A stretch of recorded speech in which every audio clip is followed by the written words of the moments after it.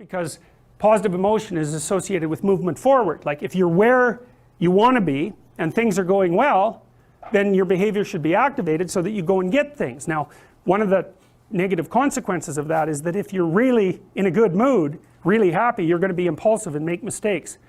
People who are always pushing happiness as the key measure for successful existence, it's so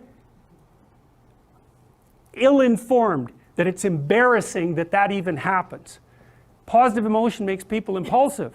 Maniacs, for example, which is really, that's mania, right? Bipolar disorder. If you're manic, you're one happy person.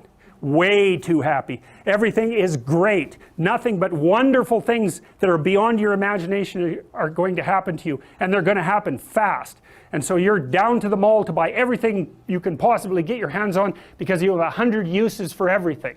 And then a week later, you know, you crash into your depressive episode and you realize that you're $150,000 in debt and you've alienated everyone that you know. It's like that's untrammeled positive emotion. So how about no?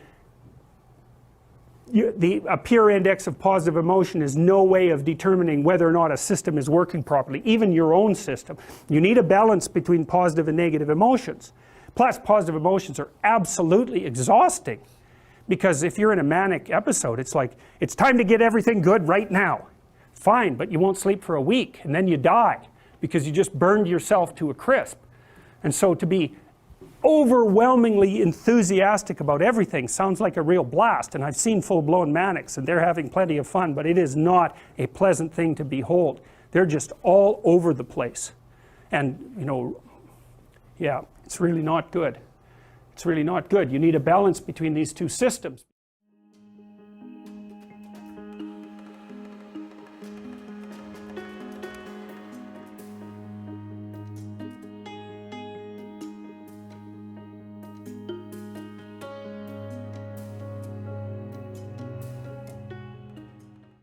Because the whole world isn't explored territory bursting with nothing but promise. That's not the world.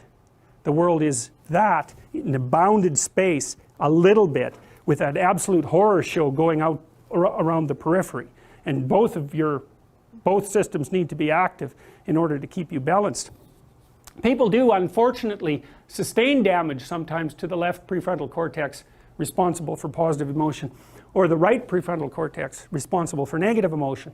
And if you sustain right hemisphere prefrontal damage, it makes you inappropriately happy and impulsive, and your life just goes, you just spiral downhill because you make nothing but impulsive decisions.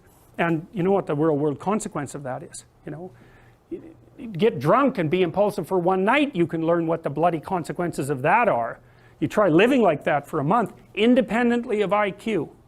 That's the other thing that's so interesting. You can blow out your left prefrontal cortex and not suffer much of a decrease, especially in crystallized intelligence. But the fact that you're running on nothing but, your right hemisphere, you're running on nothing but positive emotion is going to auger you right into the ground. And then if you're perhaps even more unlucky and you lose the left prefrontal cortex, then you're permanently depressed, because there's nothing but the unexplored manifesting itself. We know that if you take depressed people and you do EEG analysis, that they have predominant resting right hemisphere EEG activation. And so that's roughly, so why is this? Well, unknown territory, known territory. You think, well, is that real? Well, it's real enough, so that's how your brain evolved. That seems pretty damn real.